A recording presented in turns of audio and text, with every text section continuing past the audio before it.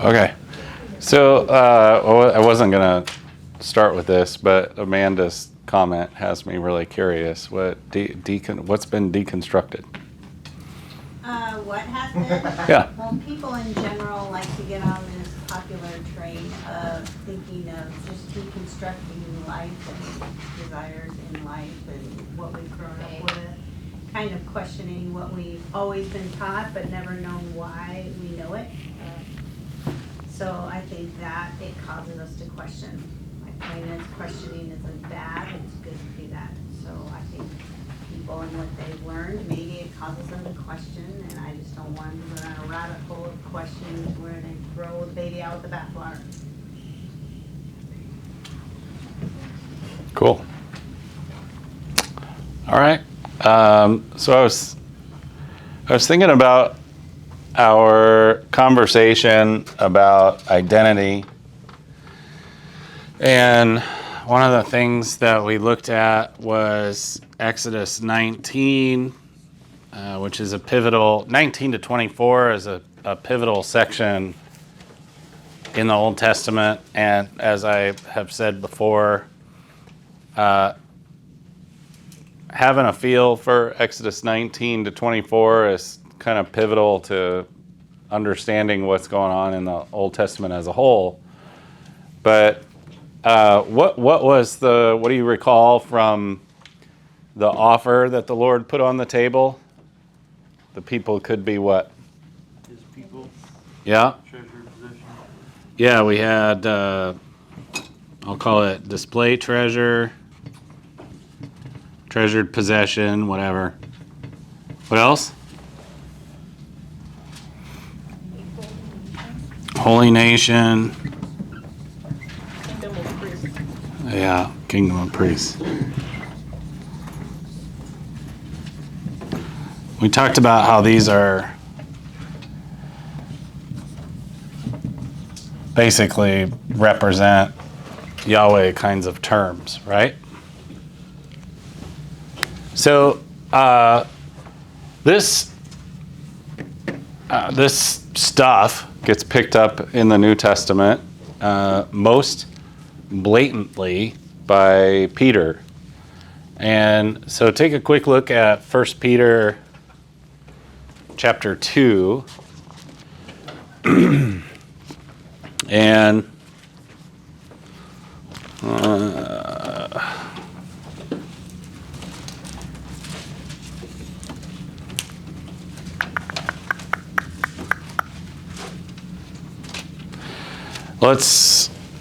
we'll just go straight to the part where it directly pulls from this stuff. First off, Peter, look at the very beginning of the letter. Peter is writing to, he says, God's elects scattered throughout the provinces of Pontus, Galatia, Cappadocia, Asia, Bithynia, who've been chosen according blah, blah, blah. So he's writing to believers scattered around Asia Minor. Okay? So he's writing to believers in general. Make sense? And in chapter 2, verse 9, look at what he says. Y'all are a chosen people, a royal priesthood, a holy nation, God's special. Pulling from this Exodus 19 lingo. So he's taken this stuff that was originally said to the nation of Israel, and he's looking at the principles that are at play here with what God is calling Israel to be way back in Exodus, and basically saying, hey, you got a similar thing going on for believers. So y'all are a chosen people, a royal priesthood, a holy nation, God's special possession, that you may declare the praises of him who called you out of darkness into his wonderful light. Do you hear the representation thing there? Right? You are this so that you can represent.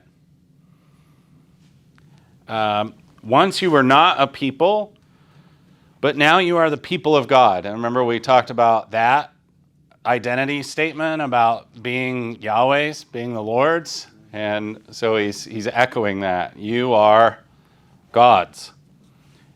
You're not your God. You are, yeah, you know what I mean. You belong to God. You are God's people. Once you had not received mercy, but now you have received mercy. And the receiving mercy, what did they have to do to receive the mercy? What? Nothing. Yeah, basically nothing. Become the Lord's, right? So, again, the reason I bring that up is we had kind of a lively discussion about identity flowing into what you do in light of who you are, and then the results of that, right? In other words, be first, do second, have at the end. As opposed to, hey, I want to have mercy. What do I have to do to have mercy? And maybe if I do that enough, then I can be this stuff. You see how Peter is reflecting. It starts with identity, right? And he makes a really super general statement about the doing part. Declare the praises. It's basically represent the Lord. Anyway, I just thought it was interesting that Peter is echoing this discussion that we've been having. Does that make sense? All right. Are we down some folks? It seems a little... We are down some folks. Okay. They get sick of this crap and move on? That's what happened. What's that? I said I think that's what happened. No. Nice. Nice. Any questions or thoughts, comments, concerns before we get rolling? I just thought the thing from Peter was interesting. So, throwing it out there for the fun of it. Okay. So I want to keep looking at Exodus 21. All right. Now, just by way of review, let's remember that we're looking at the text, and we do well to think of the text as a case study. And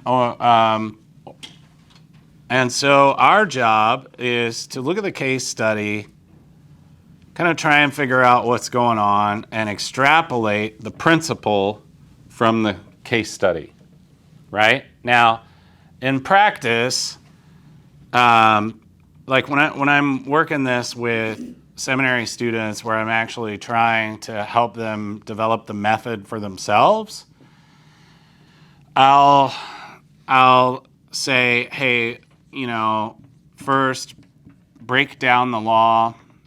What I mean by that is this is method for interpreting law. Okay, that's what this is. Method for interpreting law. It's outside the bounds of what we're doing in D school for me to work with you enough for you to get the skill to where you would walk out of D school saying, oh, I can totally nail it when I'm interpreting law, right? So let's have realistic goals. This is kind of exposure to what it looks like to interpret the law with an eye towards getting a window into God's heart, right? So if there's really a goal for this, it's not that you can walk out of here crushing it on interpreting law. It's that you can walk out of here with a renewed and inspired sense of who God is as revealed in the law. So really, if anything, the goal of our time together is worship. But anyway, when I'm I'm giving you the method so that you know what I'm doing behind the scenes. So the thing that I'll always tell them is, remember that the text is not the law itself. The text is a case study, an expression of some principle. And so the first thing we need to do is break down the law. By break down the law, what I mean is like we did last week with the slave law when it was, hey, that first statement, serve for 6 years, go free in the seventh. That's like the main statement, and then you start getting the variations. Well, if he comes alone, he goes out alone, right? That's what I mean by break down the law. I'm looking for what's the variations. Is it all one thing, or is there different segments of this particular law, right? So, for example, another example, we looked at the one where it's if you're out harvesting and you figure out that you left some sheaves behind, some bundles of wheat or barley, like you just leave some, right? But then it's like if you're beating out the olives, leave some. If you're what's the other one? Grapes. If you're doing the grapes. So that would be another example where there's three parts there, right? There's the sheaves, the olives, the grapes. That's what I mean by I'm breaking it down so that I'm not mixing stuff that shouldn't be mixed, okay?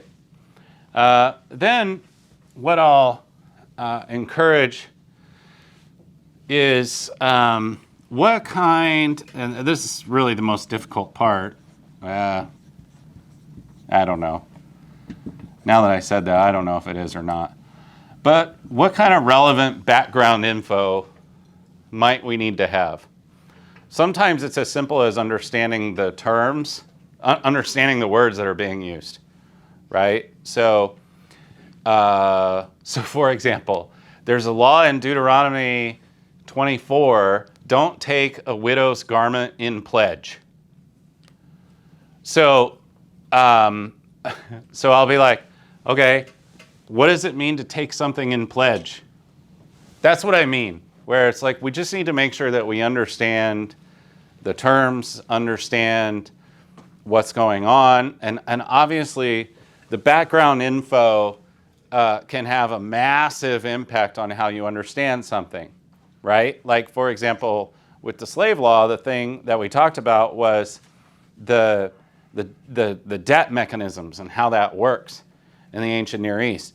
And that has a massive impact on how you understand what's going on in that law, right? Marriage customs have a massive impact on how you understand what's going on in that law. It's that kind of stuff is what I'm talking about. Sometimes it's simple, like when we did don't muzzle an ox while it's treading out the grain. We had to take a moment to go, okay, what treading out the grain, what is that? Right? Background info, okay? Just kind of understanding, making sure we're understanding what's going on, okay? Digging into what's the relevant background information, and obviously it's super difficult for apart from tons of reading and study and whatnot, that this part can get difficult. But so we recognize that the text is the expression of some principle. So we're going to break it down into its parts so we can stay organized. We're going to make sure we get our relevant background information. And then basically we're going to find the principle. Okay, it's kind of as simple as that, but as incredibly difficult as that. Yay. All right. So again, that's what we're doing. And just by way of review, I use the terms common law. These are just reference terms. These are described in that nerdy article that brave souls can read if you want, versus statutory law. Again, statutory law is what we're used to, and in statutory law, The text is the law. All right? Common law, you got to think more like how you run your household. All right? It's household imagery. How you run your household. Make sense? Okay. So let's carry on in Exodus 21. Questions about this, by the way? Just review, we're okay? All right.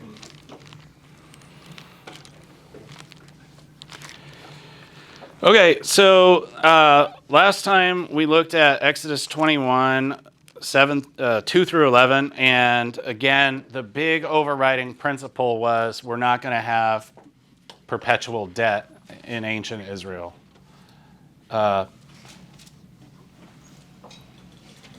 Just as an aside, have any of you ever done a casual read of the Old Testament? Read your Bible in a year or whatever? Yep. Just general impression. How well did the Israelites do at following the Lord? Not well. They kind of weren't great, right? Blew it 20 times. Okay. So, don't confuse what you see in the law that we're reading in Exodus 21. Don't confuse that with how things actually worked. Okay? We're looking at God's heart. We're looking at how, if ancient Israel had accurately represented the Lord, the kinds of things they would have lived out. Okay? But in general, didn't happen. Okay? Yeah. Would you be willing to go through and give us just a brief recap of what 21, 1 through 10 says, and then also a new Eric Smith translation version? Okay. So, verse 2, we're not going to have perpetual debt. So, serve for 6 years, be done in 7. Verse 3 and 4, you're going to go out the way you came in. So, we're not going to add terms to the debt. Whatever we set up on the front end is what we're going to have. So, if he comes in alone where he's paying off his own debt alone, then that's how he'll leave. If he comes in already married, then that's how he'll leave. The economics involved of bride prices, dowries, etc., we're not going to just willy-nilly tack that on to the original deal. That's verses 3 and 4. Verse 5. If this is working and you want to just stick with this arrangement, go for it. That's verses. Yeah. And then sing an old cheesy Christian hymn while you do it. All right. Which I gave a stunning rendition of last week for those of you who weren't here. Yeah. Verse 7. All right, so if he's arranging a marriage and using the dowry as a debt mechanism, then the person who is marrying, the man who is marrying the daughter has to treat her right. Whether it's the man is marrying her himself or whether he's arranging a marriage for an heir, she has to be treated right. You're not allowed to treat her as a second-class citizen because she came into the marriage under debt circumstances. That's verses 7 to 11. All right? Make sense? All right. Let's muddy the waters a little bit. Verse 12. Anyone who strikes someone a fatal blow is to be put to death. However, if it's not intentional, but God lets it happen, he is to flee to a place I will designate. But if anyone schemes and kills someone deliberately, so now we're talking like premeditated murder. basically. Anyone does that, that person is to be taken from my altar. That's the place that they could flee and put to death. All right? Principle. Well, I already did this. There's basically only one thing here. There's a variation, but the variation is in accord with the principle, so we don't need to worry about it too much. What's going on here? I'll leave that up. People are killing each other. What? People are killing each other. Well, and if people are killing each other, what's right? What's the principle?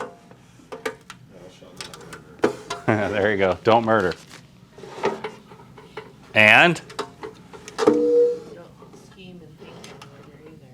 and I mean, is all right? Pause for a second. Okay, pause. By the way, this is super common. Okay, so what you're doing right now, this is all true to form. So don't get discouraged. But y'all are thinking about the murderer right now. Who's the law addressing?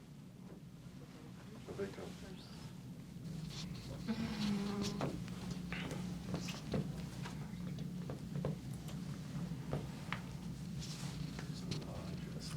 Yeah, who's the law talking to? Anyone. Well, be more specific. All right, here's what I mean. There you go. Probably it's the others, right? It's the people who could potentially do something about it are being addressed. Judges. Oh, you mean like Yeah. Like anyone who strikes someone a fatal blow is to be put to death. That's not addressing the person doing the murder. Okay? So when you say the principle is don't murder, do you see how you came up with a principle that is addressing someone who is not being talked to? All right? So come up with a principle that fits who you're talking to. Don't let people get away with murder. There you go. All right. So, and the penalty? Okay. We're going to get there. All right. So we're on 12 and following here. Don't let people get away with murder. And what consequence are you supposed to impose if someone murders? Kill him. All right.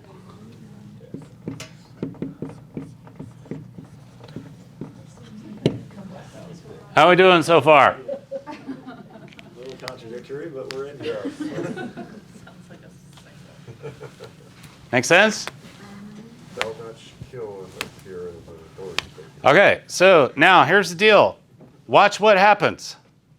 Okay? Watch what happens. Because as we go on, it's going to affect how you understand this. So let us go on.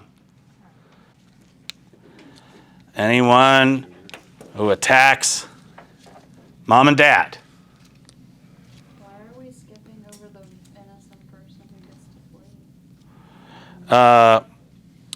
to flee? It's basically a caveat that is delineating the fact that we're talking about murder, not like accidental manslaughter or whatever. So I've already got it right here Okay. by the use of this word. Okay. Does that make sense? Good question. All right. Verse 15. Anyone who attacks mom or dad, put him to death. Verse 15. What's the principle there? Don't let people get away with murdering their parents. All right. We didn't necessarily just say murder, we said attacking. They're put, the mothers and fathers are put in, like, they are revered, they're respected. Okay. Don't let them abuse their parents. All right. Don't use authority. You guys are kind of on the right track by thinking through the mom and dad stuff. So what's the consequence? What are we gonna do to not let them get away with it? Kill them. All right, kill them again. Wow, this brutal, archaic, ancient Near Eastern law. I said ancient Israeli law. All right. Are we okay with this? Anyone want to challenge it, tweak it, do something different?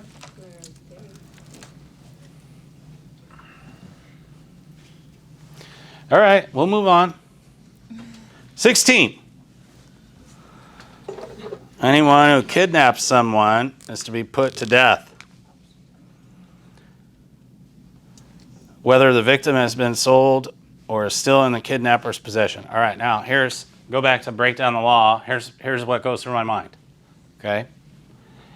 I'm going to get the principle of anyone who kidnaps someone is to be put to death first before I worry about the rest.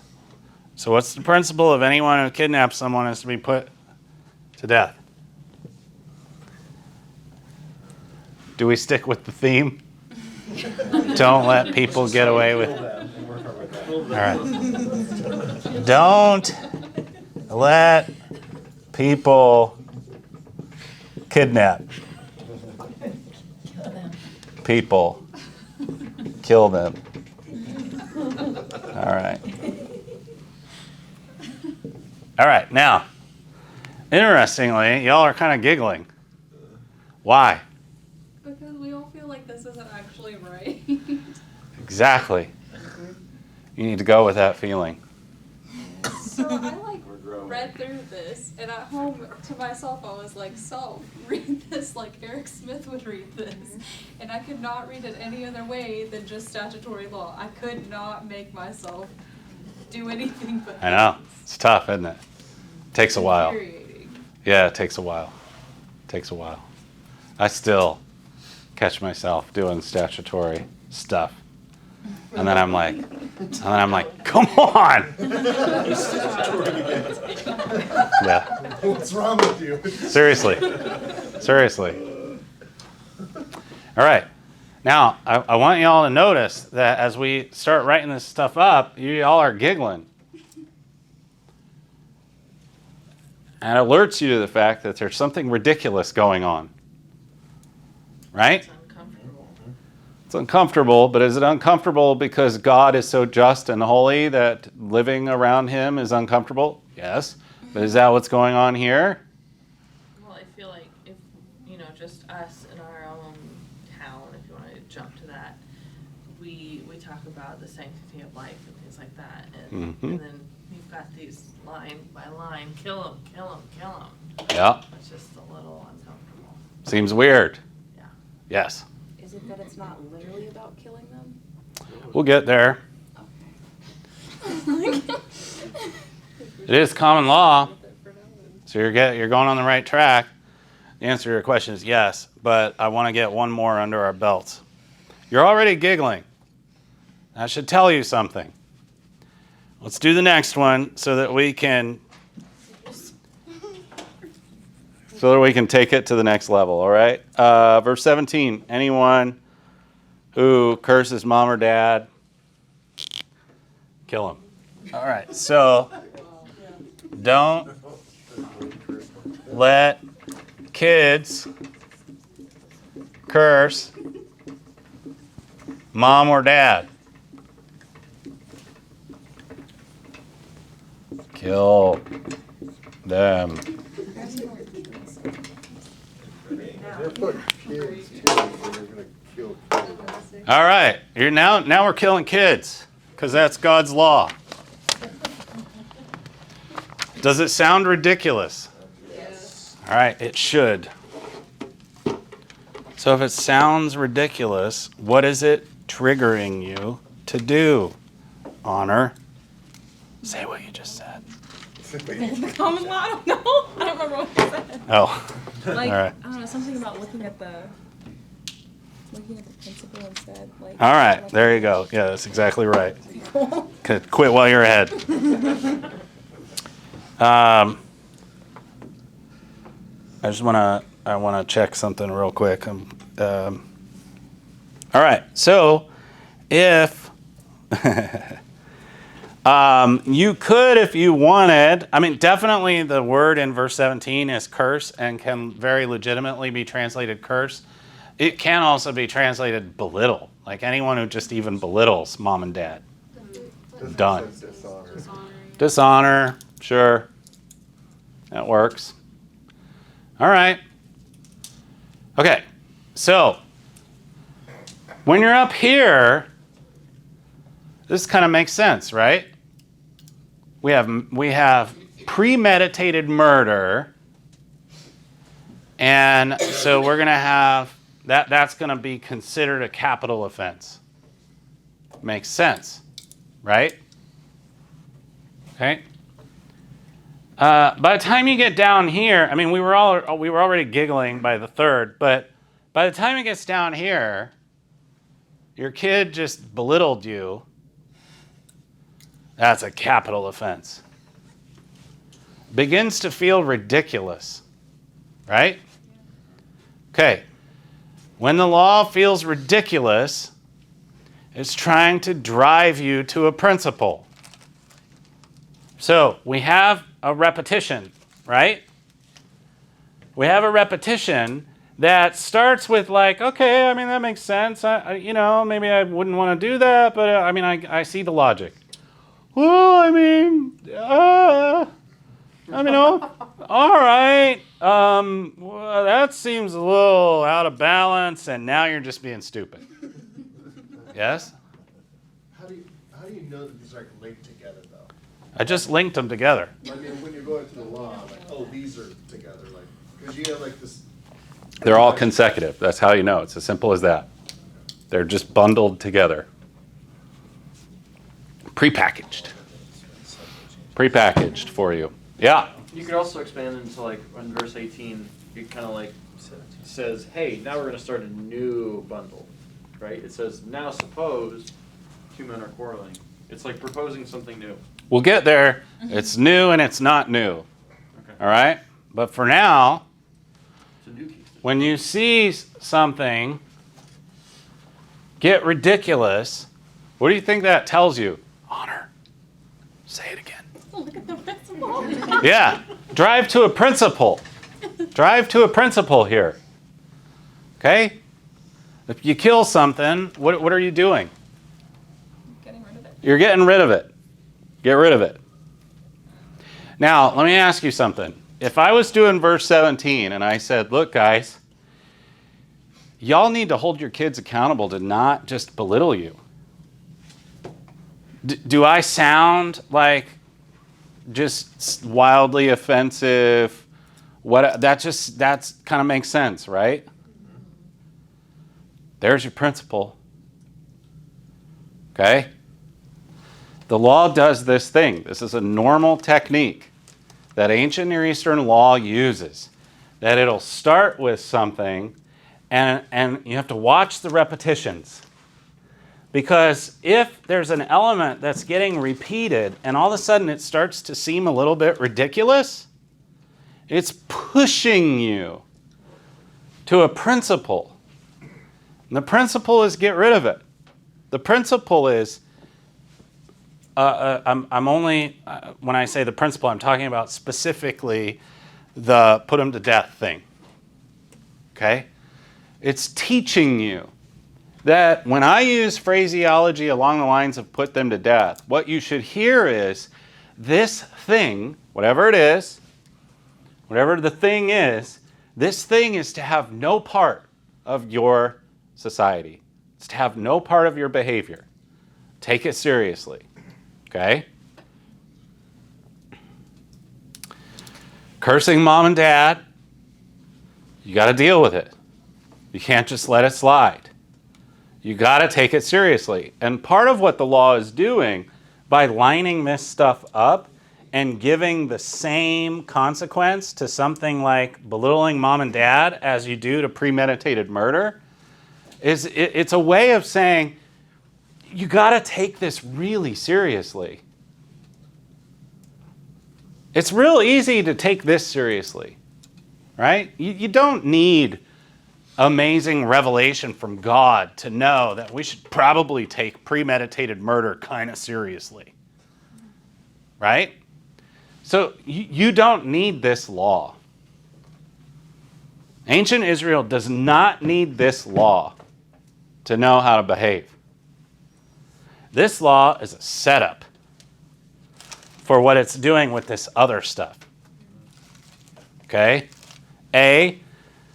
Because it's letting you put them to death with something that makes sense, and as it makes less and less sense to put someone to death, it's pushing you to realize the principle is get rid of it. Okay? And it's a setup because it's forcing you, by the time you get down here, to realize, like, oh my gosh, we might take this more seriously than we would have otherwise, because it's lined up with these kinds of things. Okay, I don't know who was first.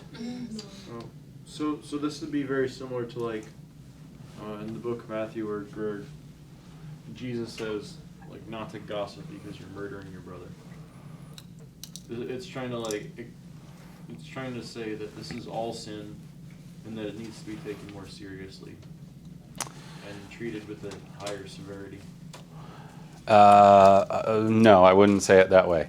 I mean, you're on the right track, but I'm being a little anal, intentionally so. A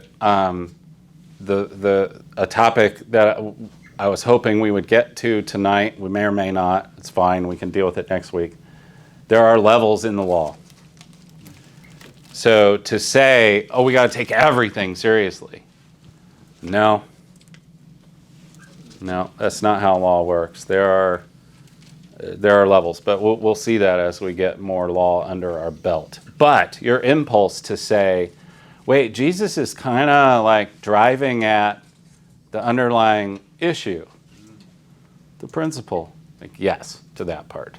L, did I get your name right? Yes. All right. I was just gonna ask, when you say get rid of it, is it referring to the behavior or to the people that are doing the behavior? It's get rid of this thing. Get rid of kids cursing mom and dad. Get rid of kidnapping. Okay. Get rid of attacking mom and dad. Getting violent towards mom and dad.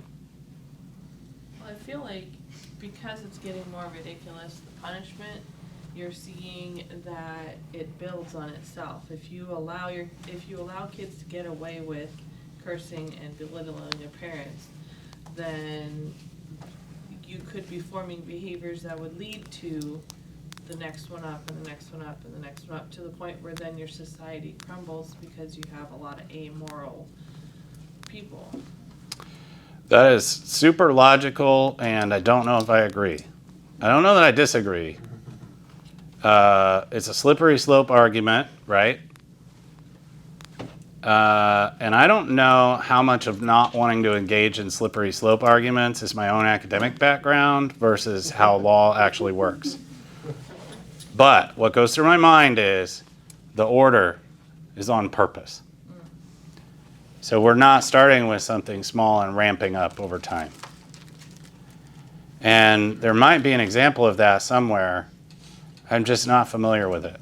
So I'm super hesitant to like pull the nip it in the bud kind of stuff. But I wouldn't go on record disagreeing with it, if that makes any sense. I just probably wouldn't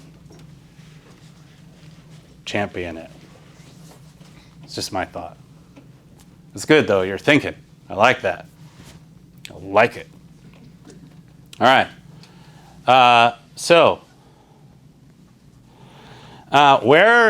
Maybe we didn't. Okay, where have we seen this? Although I didn't give you the whole thing, we actually started with down here. Where have you seen the? By this I mean where you take something to the point of being ridiculous? Where have we seen that?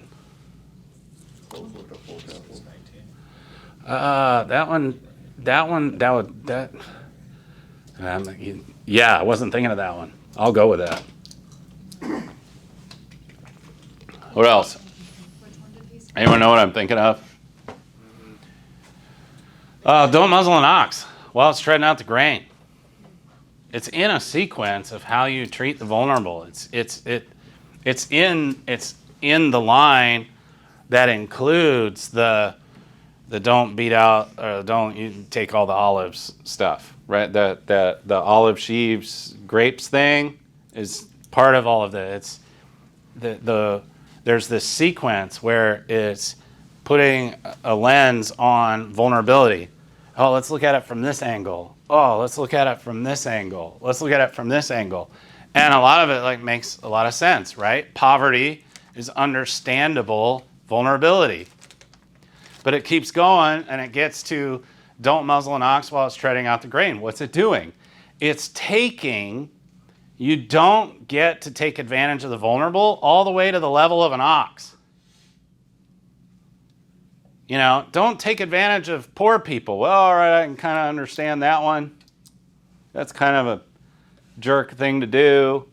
But then the one that we didn't read at the beginning of chapter 25 of Deuteronomy, you don't get to take advantage of a criminal.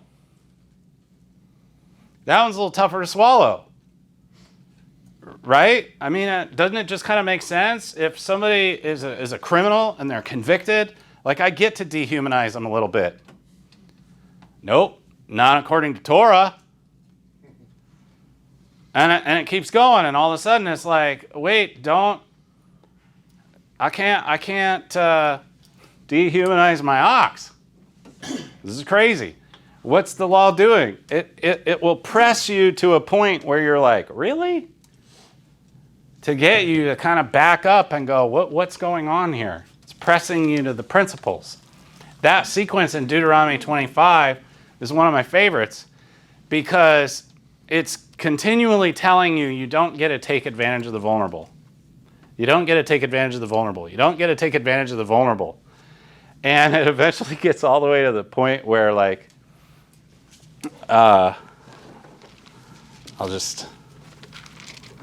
it's easier to just read than, if basically it gets all the way to the point, well, actually, this is a great example. This is Deuteronomy 25:11. If two men are fighting, all right, you got two guys going at it, and the wife of one of them comes to rescue her husband, and she does it by going after the most vulnerable part of the guy, right? What's the consequence? Cut off her hand. Show no pity. All right? So there's two things going on. We've taken vulnerability to the level of the ridiculous, all the way down to a dude's private parts. And it's saying you can't go after the vulnerable. And it's pressing that point. All right? But cut off her hand? Sounds kind of ridiculous, right? What does that press you to? A principle.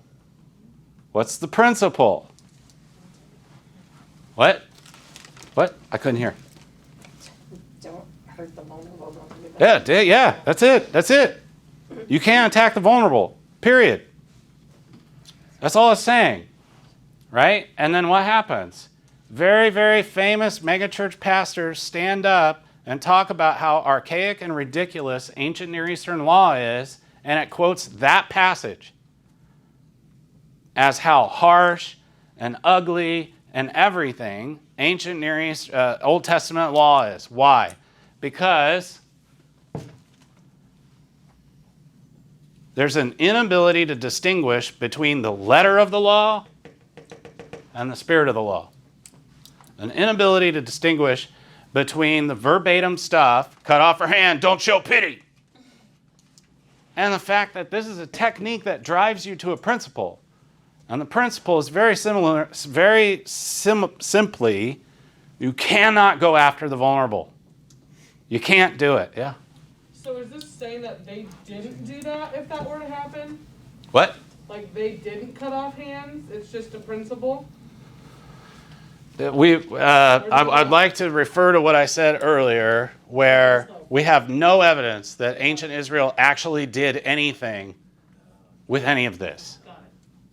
Okay? So as soon as you start asking, wait, so what did they actually do? They screwed it all up. That's what they actually did. We don't know. For all we know, they never once, this never even came into mind. Okay?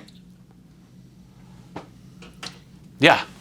So if a lot of these different verses have the same common law principle, Yeah. do you have a thought on why there's so many of different examples that aren't supposed to be taken by verbiage, aren't supposed to be taken word by word? Why are there so many of them? I mean, the same. They're all like that, and it's because it's this. It's because it's common law. It's because this is how they do law. Okay? It's how they do this. The way that is natural and intuitive for us to understand law is completely foreign to them. It's just totally foreign. Okay? So, yeah? Legal ones. What? You said there were like legal terms that were more statutory for them? Legal terms. law? Legal. Oh, Legal. no. Or is it No. real estate? No. It's the fact that I'm going to use terms that I'm going to have to define. Apodictic law is closer to the principle. What that means is we've been looking at a lot of if-then kinds of things, right? You know, we've been looking at apodictic. Okay. There are some laws that are like, if this happens, then do this. If somebody buys a Hebrew servant, then he serves for 6 and goes free in the 7th, right? If-then stuff, super common. There are others where it says, don't do this. Don't murder, right? Don't carry the name of Yahweh in vain. Don't covet. You get what I'm saying? All right. It's all common law. But don't murder can feel to us like statutory law because a lot of times when you get the don't do something, you're expressing the principle more directly. But don't murder in the Old Testament is not common law. It's just that the principle of don't murder is don't murder. All right? So the what we call the apodictic law, the don't do something, can feel to us like statutory law. It's actually not. It's just that you're expressing the principle more directly. That's what you were getting at, right, Becky? How do you know the difference between the apodictic law and the statutory law then? If it seems like, because if it's more direct and it just seems like duh. Yeah. I mean, that's kind of what statutory law, so what's the difference? The difference is that statutory law doesn't exist in the ancient Near East. It doesn't exist. So just because something feels like statutory law to us doesn't mean it actually is. It is not how they would think about it. They would not think of it in terms of the text is the law. By the way, I don't think I mentioned this last week. Anyone know? Probably don't. Anyone know why I can stand up here with full confidence and say the text is not the law? You studied it. Well, that's true. Didn't you say last week that they never wrote down statutory law? it was never written. There is written law. There is written law. Okay. Any of you heard of like the Code of Hammurabi? That stuff? There's a lot of written law. How do we know it's not statutory? It's Western. What's that? It's Western. This is our mentality, not their mentality. Yes. And how do we know that? How do we know that statutory law is not their mentality? And by the way, here's the major distinction that I'm making, okay? Text, not the law. Text is the law. The written text is the law, period. Apply it. That's what we do. Okay? Common law, that's not what they do. How do we know that they're not doing this? Because they didn't follow it? Exactly. But I don't mean like Old Testament way where they're schmoes. What I mean is we have tons of law in the ancient Near East. Okay, like for example, I just referenced the Code of Hammurabi, right? It's a massive legal text. And the king, Hammurabi, who you know, it's named after, right?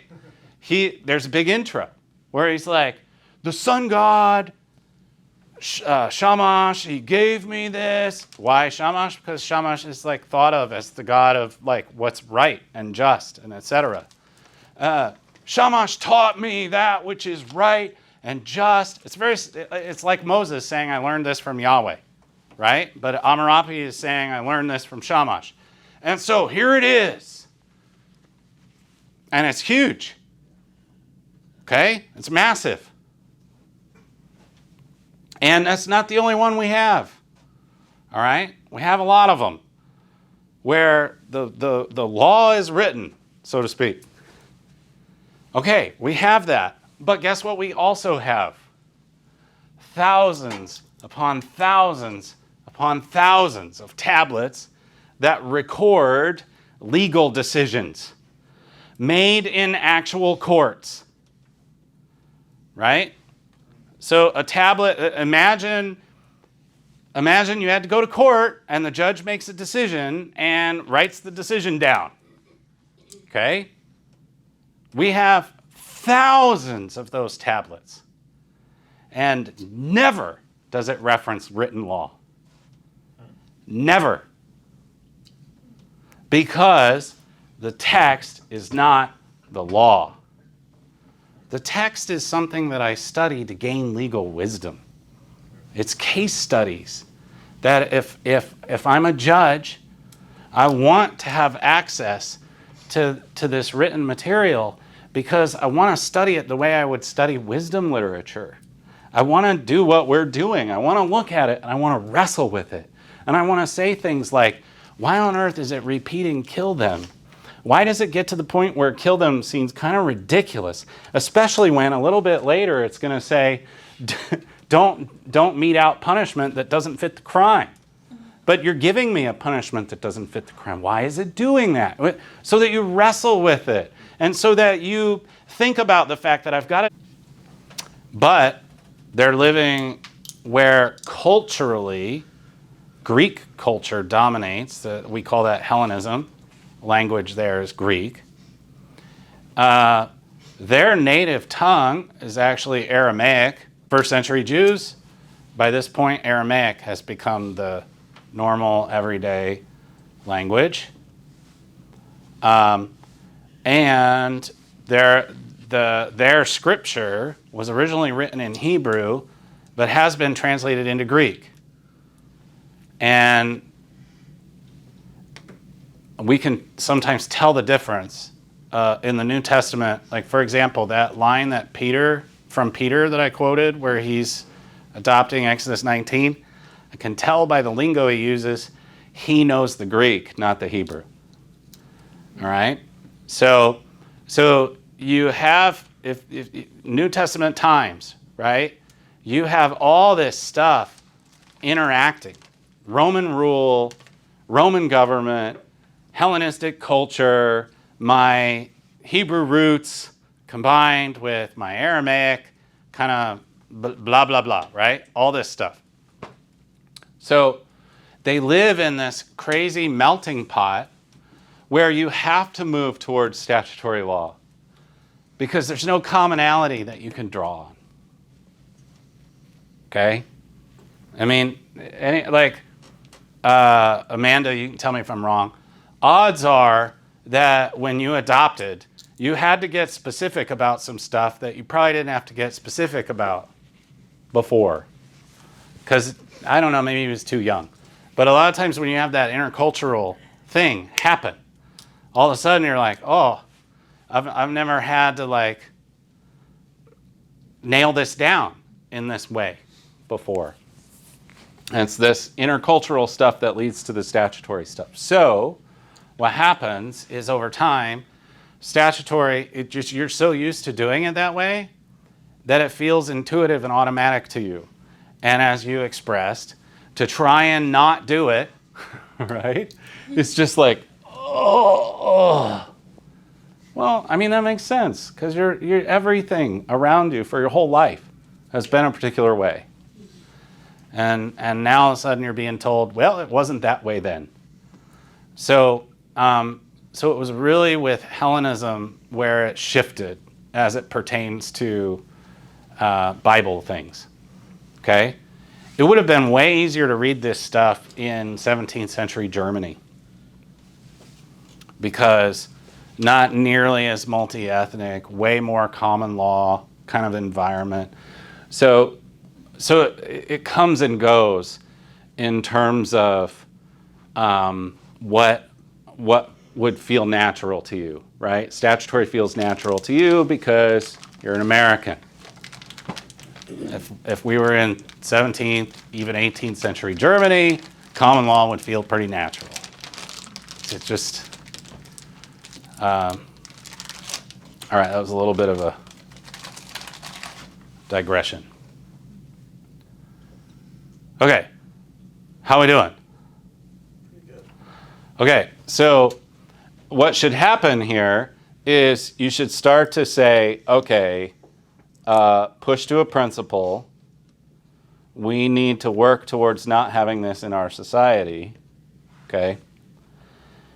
And we need to take it seriously. Now,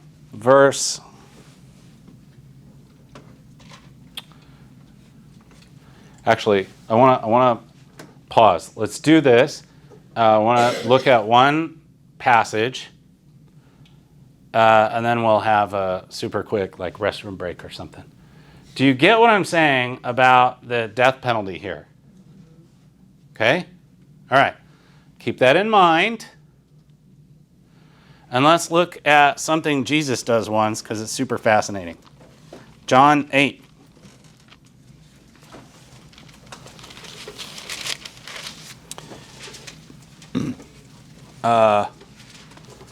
Somebody read John 8. Oh. Jesus goes to the Mount of Olives. Start at verse 2. Somebody read John 8, 2 to 11. Who will do that? All right, Al, you're on. Early in the morning he came again to the temple. All the people came to him, and he sat down and taught them. The scribes and the Pharisees brought a woman who had been caught in adultery, and placing her in their midst, they said to him, "Teacher, this woman has been caught in the act of adultery. Now in the law Moses commanded us to stone such women. So what do you say?" This they said to test him, that they might have some charge to bring against him. Jesus bent down and wrote with his finger on the ground. And as they continued to ask him, he stood up and said, "Let him who is without sin among you be the first to throw a stone at her." And once more he bent down and wrote on the ground. But when they heard it, they went away one by one, beginning with the elder ones, and Jesus was left alone with the woman standing before him. Jesus stood up and said to her, "Woman, where are they? Has no one condemned you?" She said, "No one, Lord." And Jesus said, "Neither do I condemn you. Go, and from now on sin no more." All right. First, I feel like I'm not being biblical because I have not been sitting to teach tonight. And as you can see, Jesus sat down to teach them in verse 2. So I'm clearly not keeping the letter of the law. All right, first off, so they have a woman caught in adultery. And look at what they say in verse 5. In the law, Moses commanded us to stone such women. Real quick, you don't need to go there, I'll just read it to you. Deuteronomy 22, verse 20. If the charge of adultery is true, she shall be brought to the door of her father's house, and there the men of the town will stone her to death. Okay? So they are actually quoting Torah. And they didn't make it up. All right, so when they say, in the law, Moses commanded us to stone such women, true. All right. What do you make of this? What do you make of the passage? What happened? What's going on? They were trying to do statutory law. And? And he said, oh no. That's not the principle.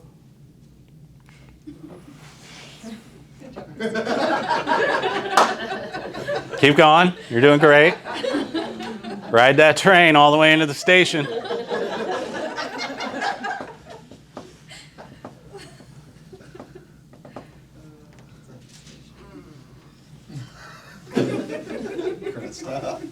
Stay strong, Krista. Yes. What's the principle? So, Krista, Yes. what did we say is the principle here with this stone them to death thing over and over? Well, they phrase it differently in Exodus 21. Kill them. When we were pushed to a principle rather than a literal go kill them, what was the principle? You said it way better than I will. Don't let it Don't, exist in your. get it out. Don't- Get it out. That's perfect. Do it. That's perfect. You said it as well as I would have. Get it out. Becky, Tyler, I don't like to take credit when credit's due. All right. Anyway, doesn't matter. Get it out of here. All right. Whatever the it is, the cursing mom and dad, kidnapping, attacking mom and get it out of here. Okay. That's the principle. Do you think the principle in Deuteronomy 22 is similar when it says stone her to death? Is it telling you? Again, if we take what we're learning here, what's the principle there? Get it out of here. So does Jesus keep the law or not? Yeah, because he tells her to go and sin no Yes, more. and Yeah. He does more than that, right? What does he do with the She was vulnerable. the people? She was, for sure. What's his interaction with the guys? Made them recognize their own sin. Yeah, do you see how Jesus fulfilled the law? Because he recognized that the principle is we've got to get rid of the sin. We don't want this stuff in our community. It's harmful, right? And so he's able to interact with the woman in such a way, presumably, that she leaves her adulterizing. But he also interacts with the men in such a way that brings conviction to them to start going, crap, maybe I need to get a couple skeletons out of my own closet. He's doing Torah, folks. This is a passage that the church has historically wrestled with because if you read it in a statutory way, then you understand how people will say things like, Jesus changes the law, or Jesus saves us from the law, or the law is all about law and Jesus is all about grace because he had grace on her, but the law would have no grace for her, right? You see, all of that comes from statutory readings of the law. All right? And as soon as we walk through this stuff and I push you to what's a principle, Then you read Jesus and you're like, oh, he's doing Torah. Yeah. All right? What do you mean by doing Torah? He's doing it. Teaching the principles. He's not just teaching, he's doing it. He's doing it. He's living it out. Living it out. Living it out. Does that make sense? Yes. So does that mean those dudes were being like willfully ignorant, like pretending they didn't know what the principle was, and they were just like, we get to stone. That's just. They live in a Greek culture. Oh wait, yeah. Whoops. They're doing this. Forgotten the common law principle behind all of that. And I don't know if they forgot it. They probably never knew it. They grew up in Hellenism. They're just like us. Well, They're doing what we do. they, as in between when it was written and when Oh. they're expressing it. Yeah. The You have Alexander the Schmo to thank for that. generationally. All right. So anyway, noodle with that in your mind for a little bit. When the big hand gets to the 11, I'm going to carry on. The next one, back to Exodus 21, verse 18. We have one of those if-then kinds of things, right? So if two people quarrel and one hits the other with a stone or a fist, a translation issue, hits the other one with something, and the victim does not die but is confined to bed, the one who struck the blow will not be held liable if the other one can get up and walk around outside with a staff. Yeah, you need a little help, but you made it, right? You didn't die. Yeah. And again, if this was statutory, talk about easy to get a loophole, right? I don't know, I can't get it to work. All right. However, the guilty party must pay the injured person for any loss of time and see that the victim is completely healed. All right. So, in the spirit of kind of breaking down the law and getting the main part first, if you have people quarreling and it comes to blows and the victim, it goes poorly for the victim, the one who struck the blow will not be held liable if the other can get up and walk around outside with a staff. That's the part you have to latch on to come up with a principle. The one who struck the blow will not be held liable if the other can get up and walk around with a staff. This one's a little harder. Ideas? I'll just think economics. What's that? Think economics, like if the other person, you're laying him off his job, so if he's useless, they have to take his time. Take care of Work comp law.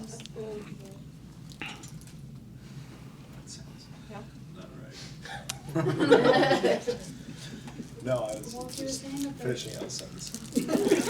Not selling it for kids, right? So- Just you take responsibility for what you did and, give him a chance to rest. It seems like it goes back to the don't take advantage of the vulnerable either. How do you know who's vulnerable? Well, they both would be in this case, because one of them, if the guy doesn't heal up, he's dead too. If you're going to stay statutory with it. Or not. Or not. And then the other one, because he can't work. So, try and be a little more specific.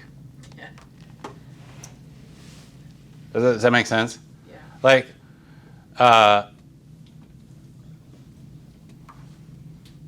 we won't. I want to get something that'll zone in on this law a little more specifically before we abstract up to the level of care for the vulnerable.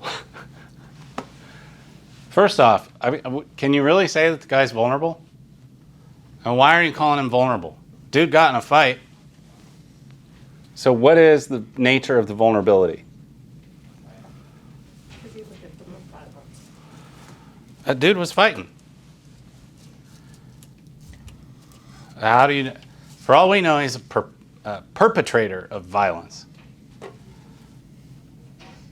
So, where's the thing? What is this trying to get at? Where's the? Resolving conflict, just be more mature, don't go to blows. Be accountable. Probably yes. Was that you? I'm sorry, I heard a voice, but I Be didn't. accountable. What does that mean? You I have to heard restore. Jennifer, it's like be accountable, especially if you take someone out of their work earnings. You have to restore the person to their previous position. Why? Dude was a schmo and came at me. Yeah, but you Turn the didn't other cheek. turn around. It's just- You kind of made him vulnerable now, in a Yeah, sense, by thinking, beating what his did he do butt. to get Picking at him. Yeah. I just think of my kids, and I think of a million different reasons why Clay probably deserved to get smacked upside the head. You know, because he picks at his sisters constantly. He may not have dealt the first blow, but his words were just as powerful. So I think they both are culpable. Yeah. Okay. So, where does the first part of the verse take a turn? Does that question make any sense? I'll suppose. Takes a turn. We've got setup. Choral to a hit. There you go. There's the turn. Yeah. There's the turn. Okay. So I was kind of leading you astray by the way I was asking the questions. Quarrel does not presume violence. Okay? You get what I'm saying? You get what I'm trying to drive at? So the turn, the hitch, the ooh, is when we went from an argument to violence. Does that make sense? Okay. So, if you're going to escalate to violence, then the rest. Or to go back to what you said, be accountable, right? So you're on the right track by saying, oh, there's some accountability here that we have to take care of. The reason I was doing all the, well, wait, maybe he started it, what, blah, blah, blah, is because I was trying to get you to see what the text is pointing to as the issue. Does that make sense? Yeah. Okay, where it takes the turn is we escalated from an argument to violence. And so that's what you have to latch on to. Okay, if there has to be accountability for the violence. Now, beyond that, then, what does the accountability look like? Kill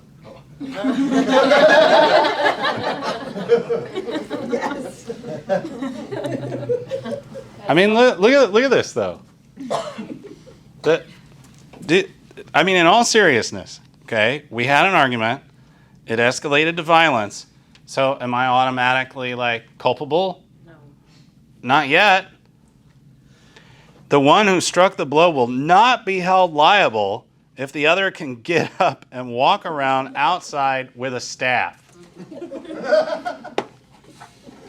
Okay? What does that tell you? They can still Both walk. parties are at fault. Both parties are at fault. That's exactly what it's telling you. It's exactly right. Okay? So, How do we reach that verdict? because the liability does not come at the level of escalating to violence. The liability comes at the level of escalating the violence to something beyond that which a person can get up and walk around outside with a staff. All right? So again, I'm sorry, can you tell me your name again? Laura. Laura. Laura says be accountable. She's spot on, but we need to be more specific. Okay? Because be accountable, like, in what way? At what level? At what point do you become accountable? Because according to Torah, you can get all the way to the level of beating a dude down so long as he can walk around with a staff, and you're not held accountable. So what does that tell you? It's all right to beat each other up? No. To a certain point.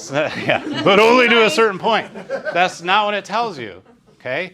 What it tells you is, by virtue of the fact that you're involved in something that escalated to this level in the first place, there's at least some level of accountability on both parties.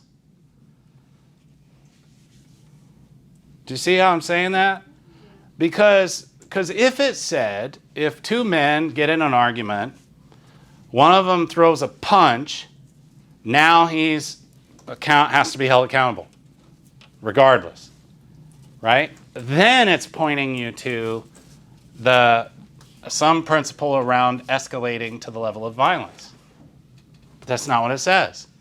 What it says is you have people arguing, it gets to the level of violence.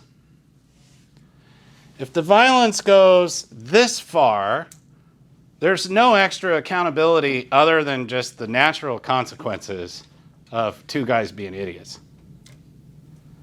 But if it escalates beyond this point, now what?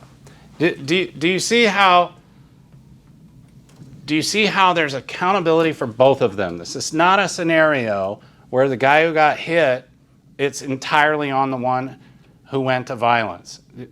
Do you see how I got there? So Does the this make? consequences would be the fact that he got hurt at all, sorta. Yeah. So.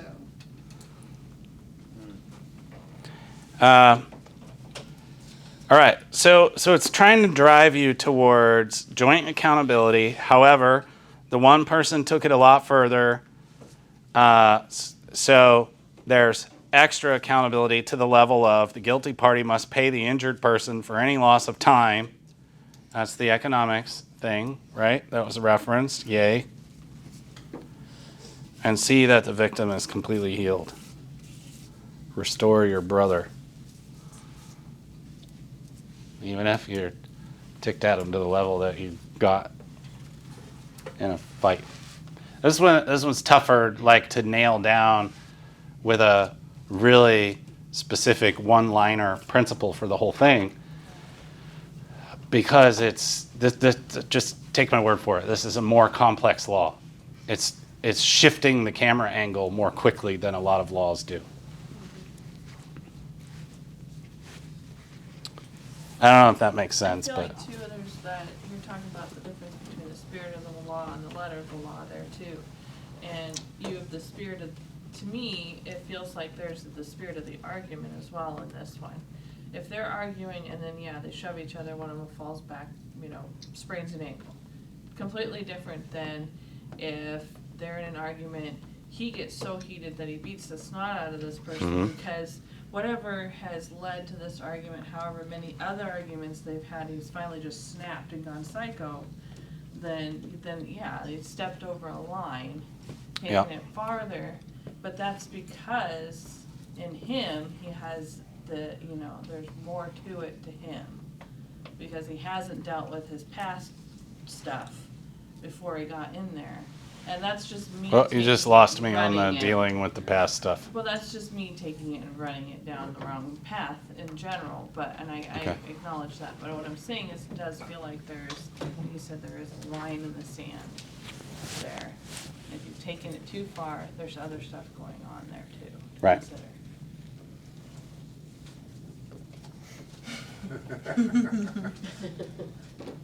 I'm just telling you if I'm wrong, I guess.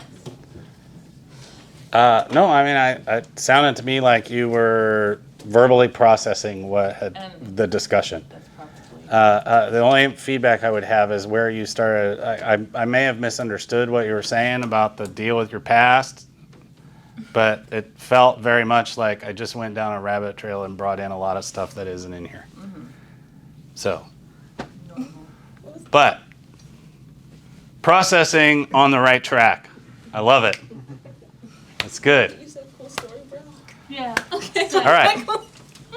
Let's carry on because some of what comes next is going to complicate the already complicated. Verse 20. Anyone who beats up their male or female slave with a rod, of course, if it's not with a rod, none of this matters, right? That would be a statutory way of thinking. Anyone who beats their slave with a rod must be punished if the slave dies. But they're not to be punished if the slave recovers, since the slave is their property. That's horrible. All right, this is one of those that on the surface can sound really bad, and people can point to, like, see, you're allowed to have slaves and you're allowed to beat the crap out of them. You just can't kill them because they're your property, right? So I'm just going to, for the sake of time, cut through the junk. There's a couple things going on. One, remember last week, and thank you for referencing it, the think economically. Okay? Think economically. So we're back to the debt scenario, debt slavery scenario. You're the one who has taken on the worker, and there's debt issues in the background, and for whatever reason, you get upset and you start beating someone. What are the economic implications, first off? Lost wages. For the, who, okay. Get beater. Who's being addressed? Again, is it the slave that's being addressed? No. Who's being addressed? This is a master issue. So what are the economic implications for the master? Lost wages. Lost labor. You're an idiot, right? Not you. I mean, I kind of wish you had said that. That would have been great. the master. The master is an idiot, right? Right? Like you've got an employee, and I'm gonna like abuse you. What? And this is what this somehow is gonna. This is okay. So again, this is a scenario where you should look at it and you go, "Oh my gosh, we're dealing with an idiot." Right? It should trigger some sort of, this is weird. The same way this was triggering, this is weird. It should trigger, this is weird. All right? Now, there's a translation issue, and I'll just let you in on it. I mean, I'm sorry that this is the case, but since the slave is his property, okay, is it possible to translate it that way? Yes, it is possible. And it would be very statutory law sounding and a very appropriate statutory law way to translate it. Okay? The term there is money. What it's saying is he's your income. Okay? So it's saying, look, we're not gonna bring up the kinds of like manslaughter sorts of issues if we're not going to get there, right? But where are we at? Verse 21. No, 20. Where was I? 2021. Thank you. It's basically a way of saying, like, if the dude is dumb enough to do this, let him suffer the economic consequences. Okay?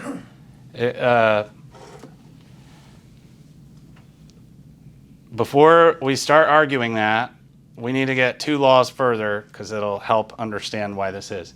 Which, by the way, guys, one of the things that drives me nuts is sometimes, you know those little paragraph captions that you get in your Bibles? There, every now and then, this is more in Deuteronomy than here, but it'll be like the little paragraph caption that the modern editor put in, miscellaneous laws. And the idea is none of these have anything to do with each other. We're just going to throw out some random stuff. It never works that way. It is never random. Let me just throw a bunch of individual laws that you just read individually. Never. Okay? There is a flow here, and you have to bring these laws into conversation with each other. All right? So let me get the next law under our belt because it'll help us understand. Verse 22. If people are fighting, now we're back to fighting. Does it make And hit a pregnant woman. yeah. Like Visual image. as pastors, you run into this stuff all the time, right? I just revert back to the Simpsons. Is this like your day in and day out what you deal with as a pastor? All right. So if people are fighting and a pregnant woman is hit, And then she gives birth. and then gives birth or miscarries.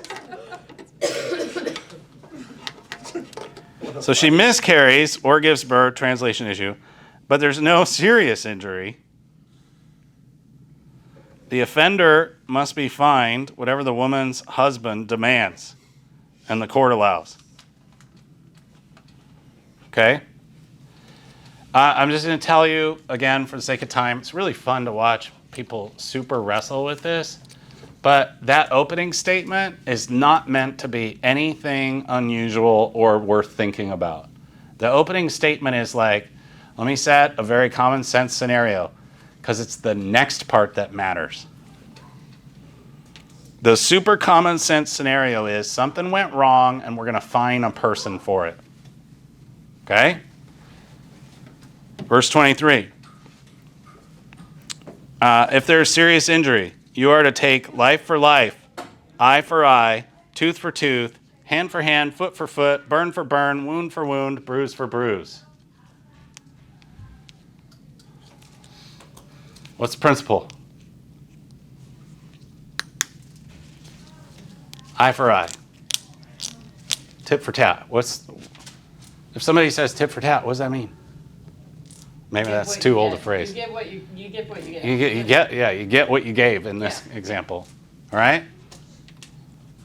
So I'm rushing you for this. It's way more fun when I stand up here and you kind of come to it and then you get the big aha light bulb moments. And I'm kind of rushing us.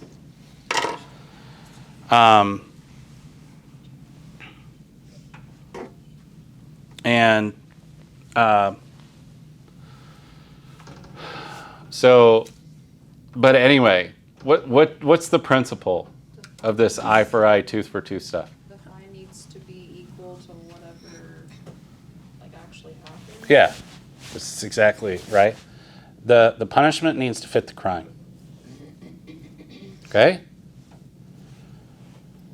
So don't get hung up on the people are fighting and what happened to the woman, did she, and blah, blah, blah. No, what it's saying is the punishment needs to fit the crime. It's not telling you what the punishment should be. It's not telling you how serious or not serious the crime is that is listed on the front end of this. What it's doing is all of that is set up so it can say the punishment needs to fit the crime. Okay? Do you see how that interacts with, for example, something like this? Does this punishment fit this crime? Not at all. Not at all. Okay? But again, if we get at the principle, there's no contradiction, right? Because the principle is we need to take this really seriously and deal with it. But again, if you're reading statutory, you have a kid who gets upset and cusses out mom, and now I gotta kill that kid? That punishment doesn't fit that crime at all. Why are you later in the chapter telling me that the punishment should fit the crime? Why? Because it's common law. This is telling you that we need to take this really seriously. and not just let it go. It's also, by the way, telling you, and someone mentioned this, that the reason mom and dad is so important is it's the backbone of the society. There's more here than just the individual family dynamics, although those are certainly happening. But this is societal. Again, if I'm thinking in terms of a principle, what's the principle of mom and dad? It's the very fabric of the structure of the society. Okay? Don't go after that. All right? So, again, if I'm thinking in terms of the principles, there's no contradiction. If I'm thinking very statutorily, you've got to kill a kid who got heated at mom, that doesn't fit the crime. There's a contradiction. The contradiction is at the level of statutory law, not at the level of the actual what's there. Does that make sense? Okay? So again, the whole flow of everything, it feeds off of each other. And I believe, I could be wrong, I believe that it's very intentional that eye for eye, tooth for tooth stuff immediately follows the stuff about arguments and beating people up and putting in something about beating your slave. Okay? Because it's A, on the one hand, it's going to recognize the economics of it, and it's going to recognize that there are natural economic consequences. Okay? But it's also going to recognize the humanity and address things like eye for eye, tooth for tooth. You have to act in such a way that the punishment fits the crime. Whether that punishment is fines, whatever it is. Does that make sense? Okay.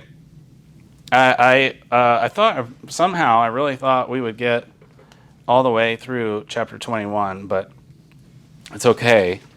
But I what I don't want to do is miss out tonight on some Jesus statements. Now that you've been beat over the head all night long with common law, I want to look at some stuff that Jesus says. Before I do that, we're going to have one more week of looking at law, but I'm sort of double dipping next week because we're going to continue to think about law and examine something with this idea of looking for the principle in the back of our minds. But also, one of the topics that I thought might be worth covering, mostly because I've been asked to talk about it at D schools in the past, so I thought, oh, I guess maybe it's important, is Sabbath. All right?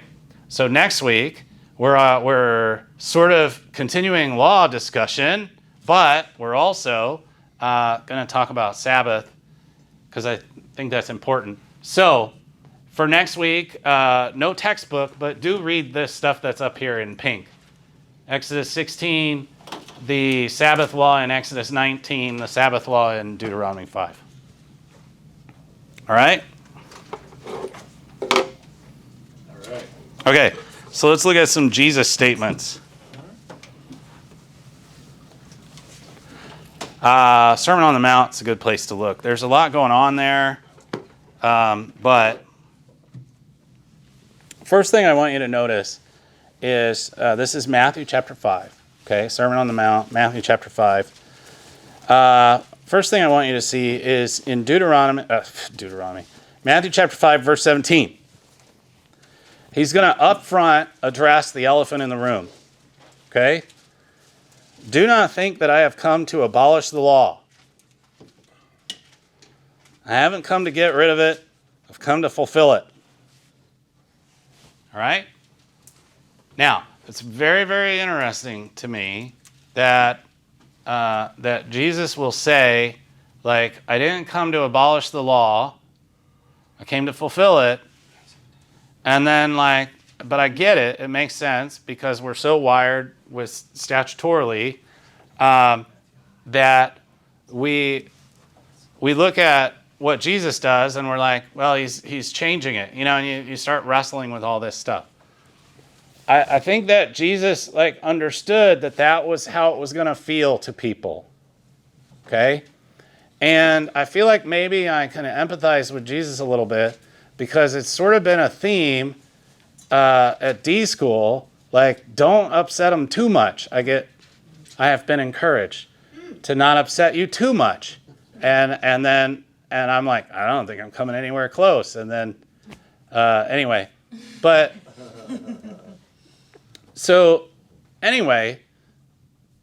maybe some of you, anyway, based on what I've heard from Amanda's intro to the class, maybe some of you are like, it's been a little bit unsettling. Like, what's this guy about? Is he gonna undermine Scripture? What's he doing? He's just saying he's doing common law. He's saying get it out of here. Now the thing you got to understand is the people he's talking to will have the same problem you're having with common law. All right? This is the fun of it. This is why it's so amazing. Yeah. What? If you knew that they would have a hard time with the common law, is you just talking about it this way because that way they aren't confused? But it's still confusing to them because they don't get it. Why would he do that? Yeah. He's explaining it to them. I don't. Why do you say they don't get it? Because they didn't get the principle in the first place. Well, you didn't either, but you kind of get it now, right? I mean, Krista just shouted it out. Well, sure, but Chris is not there to shout it out to say get rid of it. But it's what he's doing. Like deuces, I'm leaving. He probably took some time to maybe dig in a little bit, like Dr. Smith is doing. Yeah, I mean, A of all, don't assume that you have a stenographer recording the exact words, right? You have, I mean, maybe this is verbatim, but unlikely. But he's what he's doing is he's saying, okay, you've heard this. Let me explain what this means. He's doing it for them. Does it make sense? Yeah. He's doing it for them. He's like, you've heard this. Seems as clearly as we'd like. Implication of where you always go with this. Let me bring you back to what this meant. Okay? The principle, I mean, even if you look lustfully, there's a broader principle here. Would they have taken him literally at that? I don't know how they would take him. I don't know. I mean, here's the thing. You read the gospel, okay? We're going to go over because of that question, but that's okay. It's a very good question, okay? It's super interesting to me, though, the number of times we're asking the question, how did people respond? In all this stuff, right? We're reading the OT law and we're wanting to know, did they ever keep it? Well, no. Well, why not? Would they have thought? What? There's a curious obsession with how people did or didn't respond that I'm going to have to think about because I don't know where that's coming from. But if you read through the gospel, watch who follows him and watch who doesn't like him. It's pretty consistent. All right? Crowds love him. I mean, eventually they get a little disillusioned because he starts telling them to eat his flesh, and all this kind of stuff. Anyway, I'm not trying to say that the crowds at every turn loved him. I'm sure there are a lot of people who are just following him around because he's doing cool tricks and everything. But his highly negative interactions are with the religious leaders.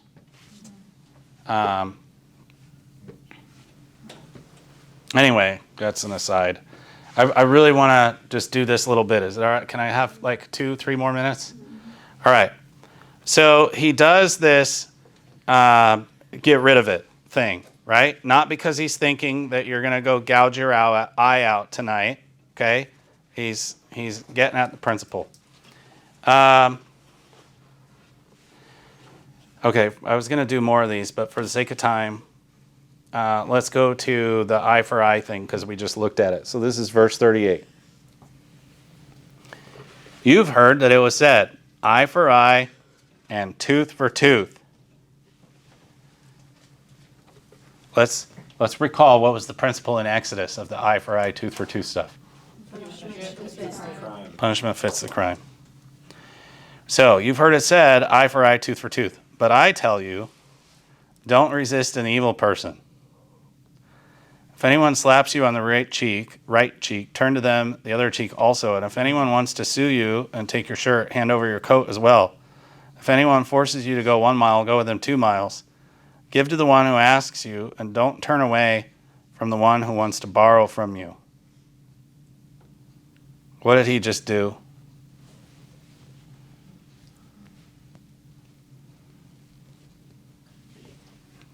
In what way?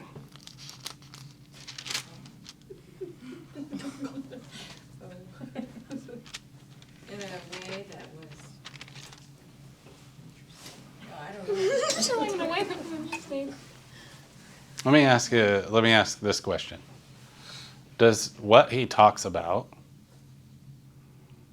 fit the description of punishment fitting a crime?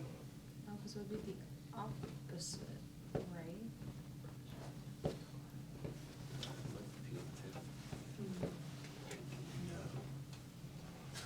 It's like, have no He boundaries. says hesitant.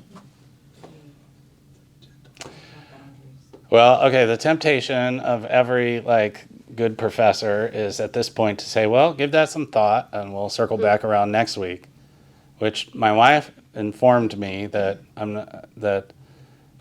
well, she doesn't like it when I do that. So did you change your mind? Because I'm willing. Does it have to do with the concept of forgiveness? Maybe. I can't get us there in super fast. Next week is good. We're just getting it to us. Where are we exactly in the Bible right now? Matthew 5:38. All right, think about it. And I would say the point that I'm trying to drive at, all right, is Jesus. He doesn't show up and overturn the law. Okay, he shows up and interacts with it and lives it and teaches it the way it was always meant to be. Okay? We've been using the terms common law and statutory law because those are the nerd terms. All right? And this is technically more accurate.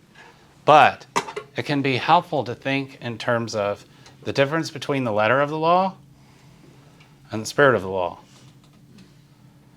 All right, and that's a lot of what we've been doing, right? By trying to discover the principle, what we're doing is trying to say, hey, what's the spirit of the law here? And it's the spirit of the law that we need to be diligent to take seriously and to apply to our lives. And so when people say, does the Old Testament law apply? Like I'll always say, absolutely, it all still applies. Okay. But it is and always has been the principles that apply. Okay? So when my kid was a doofus, I did not stone him to death. All right? But I kept the law. You get what I'm saying? Yeah. I held him accountable. So the challenge is you look at these statements of Jesus where it seems like he took some radical twist, all right? Try and look at it and see how is he fulfilling, doing the law, all right? Try and find that in this. And we're going to talk about Sabbath. I only gave you the Old Testament passages, but there are a couple passages in the New Testament where Jesus interacts with the Sabbath. All right, and it's worth looking at that, asking the question, how is he honoring the spirit of the law? Make sense? Yes. All right, thanks for giving me an extra few minutes.